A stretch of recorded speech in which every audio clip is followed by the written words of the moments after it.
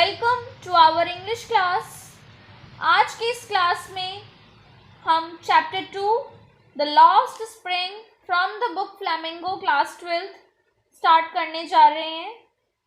हम आज इस चैप्टर की समरी पढ़ेंगे जो कि आपके लिए बहुत इजी रहेगा, आपके लिए इजी एंड शॉर्ट वे में आपकी एग्जामिनेशन की तैयारी के लिए बेटर रहेगा। तो चलिए शुरू करते हैं। इस पाठ में लेखिका गरीब बच्चों की दयनीय दशा का वर्णन करती है, जिन्हें गंदी बस्तियों में रहना पड़ता है तथा बहुत गंदी परिस्थितियों में कठिन परिश्रम करना पड़ता है।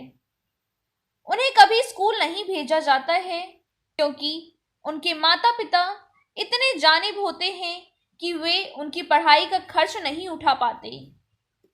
उनकी स्थिति का वर्णन करने के लिए लेखिका पहले गरीब कूड़ा बीनने वालों का उदाहरण लेती हैं जो दिल्ली के सीमापुरी इलाकों में बसे हुए हैं। फिर वह गरीब चूड़ियां बनाने वालों का उदाहरण लेती हैं जो अनेकों पीढ़ियों से फिरोजाबाद के गंदे नगर में रहते आ रहे हैं। इन लोगों के समाज के वर्गों द्वारा शोषण किया गया है, जबकि बुजुर्ग लोगों ने अपने भाग्य के साथ साथ जीवन बिताना सीख लिया है। युवा पीढ़ी के लोग कुछ अपने ही स्वप्न रखते हैं। साहिब नाम के एक लड़के को लेखिका हर प्रातः अपने पड़ोस में देखती है। लड़का कूड़े के ढेरों में कुछ सिक्के या अन्य वस्तु खोज रहा था। एक दिन लेखिका लड़के के साथ बात करती है। उसे पता चलता है कि यह लोग बांग्लादेश से आए हुए हैं। उनके खेत और घर तूफानों में बह गए थे। उनके पास खाने को कुछ नहीं था, इसलिए वे बड़े नगर में आ गए और वहीं रहने लगे। लेखिका ने साहिब से कहा उसे स्कूल जाना चाहिए। साहिब ने कह दिया उनके पड़ोस में कोई स्कूल नहीं था। इस पर लेखिका ने आधे हास्य भाव से कह दिया, यदि मैं स्कूल खोल दूं तो क्या तुम आओगे उसमें?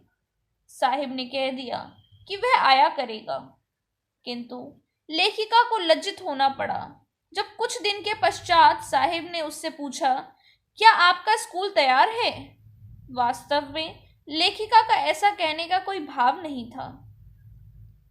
साहिब की भांति वह अनेकों कूड़ा बीनने वाले थे। कुछ ही महीने में लेखिका उनमें से प्रत्येक को पहचानने लगी। वे सब नंगे पांव वाले लड़के थे।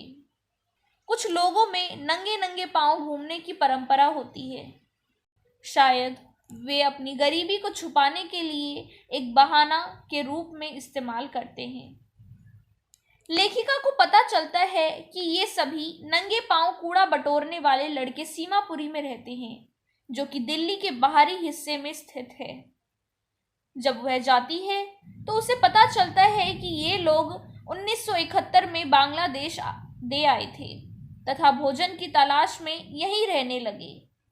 वह उनमें लगभग 10,000 लोग थे। वे मिट्टी के बने ढांचे में रहते थे जिनके ऊपर 3 और तिपाल की छतें हैं। वे वहां मल प्रवाह नालियों अथवा नल के पानी के बिना किसी सुविधा के रहते हैं। साहिब लेखिका को बताता है कि कई बार उसे कूड़े में 1 रुपए या 10 रुपए का नोट भी मिल जाता है। इस प्रकार कूड़ा बच्चों के लिए लिपटी हुई कोई चीज बन जाती है। आयु में बड़े लोगों के लिए इसका अर्थ जीवित रहने का साधन। सर्दी की एक प्रातः लेखिका साहिब को टेनिस का खेल देखते पाती है। साहिब कहता है कि वह इस खेल को पसंद करता है। उसने टेनिस के जूते पहने हुए हैं जो किसी अमीर लड़के ने उतार फेंके हैं और उसे दे दिए हैं, किंतु वह खेल जो वह देख रहा है उसकी पहुंच से बाहर है। साहिब चाय की एक दुकान पर काम करने लगता है। उसे 800 रुपए और हर बार का भोजन दिया जाता है, किंतु अब वह स्वतंत्र नहीं है। वह अब स्वयं का मालिक नहीं रहा। अब इस कहानी के पार्ट 2 में हम चलते हैं। लेखिका एक बार मुकेश नाम के लड़के से मिलती है। यह लड़का फिरोजाबाद में रहता है और चूड़ियां बनाने वाले एक परिवार से संबंध रखता है। मुकेश कहता है कि वह अपने परिवार वाला धंधा नहीं करना चाहता है। उसने एक मोटर मैकेनिक बनने का मन बना रखा है। फिरोजाबाद में हर दूसरा परिवार चूड़ियां बनाने के काम में लगा हुआ है। यह भारत में शीशा ढालने के उद्योग का केंद्र है। यहाँ के परिवारों ने चूड़ियां बनाने में पीढ़ियां व्यतीत कर दी हैं। फिरोजाबाद की शीशा भट्टियों में लगभग 20,000 बच्चे काम करते हैं। उन्हें बहुत अस्वस्थ हालतों में काम करना होता है। उनके माता पिता यह नहीं जानते कि ऐसी जगहों पर से काम करवाना गैर कानूनी है। मुकेश लेखिका को अपने घर ले जाने की बात करता है। वह गर्व सहित कहता है कि उनका मकान दोबारा बोया जा रहा है। जब लेखिका वहां जाती है तो वहां देखती है कि यहाँ आधी एक झोपड़ी है। अंदर की तरफ हर जगह गरीबी के चिन्ह हैं। एक पतली सी युवा औरत सायंकाल का भोजन पका रही है। वह मुकेश के बड़े भाई की पत्नी है। मुकेश का पिता भी वहां पे वह वर्षों से कठिन परिश्रम करता आ रहा है। पहले जब वह एक दर्जी का काम करता था और फिर चूड़ियां बनाने का, तो भी वह अपने घर को ठीक ठाक करवाने में असफल रहा है। वह अपने 2 बेटों को स्कूल ना भेज सका। वह उन्हें केवल चूड़ियां बनाने का काम ही सिखा सका। मुकेश की दीदी कहती है कि यह सब उनके भाग्य में था। उसका पति चूड़ियों को पॉलिश करने से उड़ने वाली धूल से अंधा हो गया। वह कहती है कि उनका जन्म चूड़ियां बनाने वालों की जात में हुआ था और उन्होंने अपने जीवन में चूड़ियों के अतिरिक्त और कुछ नहीं देखा है। इस तरह के सभी परिवारों में लड़कों या लड़कियों को अपने पिताओं और माताओं के साथ मिलकर काम करना पड़ता है। उन्हें अंधेरी झोपड़ियों में काम करना पड़ता है। उनकी आंखें बाहर की रोशनी की अपेक्षा अंधेरे की ज्यादा आदी हो जाती है। इस तरह वे युवा होने से पहले ही आंखों की रोशनी खो बैठते हैं।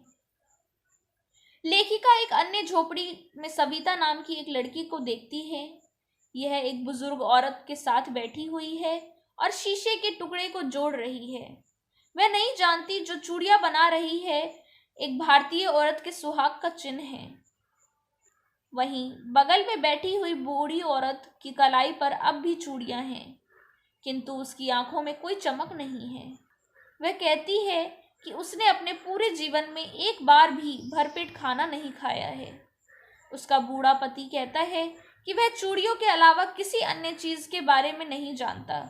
फिर भी उसे यह कहने से कुछ तसल्ली मिलती है कि उसने अपने परिवार के रहने के लिए एक घर बनवा लिया है। लेखिका कहती है कि फिरोजाबाद में गरीब की चीख हर घर में सुनाई देती है। इन गरीब लोगों का शोषण साहूकारों, पुलिस वालों, अफसरशाहों और राजनीतिज्ञों के द्वारा किया जाता है। वे अपनी गरीबी और अपने शोषण को साधारण बात मानने लगे हैं। लेखिका को इस बात से प्रसन्नता होती है कि मुकेश ने इस कुचक्र से बाहर निकलने का निश्चय कर लिया है। उसने निर्णय कर लिया है कि वह एक गैरेज में जाएगा और वहाँ एक मोटर मैकेनिक का काम सीखेगा। इस तरह वह अपना स्वामी बन पाएगा। Thank you. वीडियो को लाइक, चैनल को सब्सक्राइब करके बेल आइकन को ऑल पे सेट करना, जिससे हमारी सारी न्यू वीडियो की नोटिफिकेशन आपको सबसे पहले मिले। Thank you once again.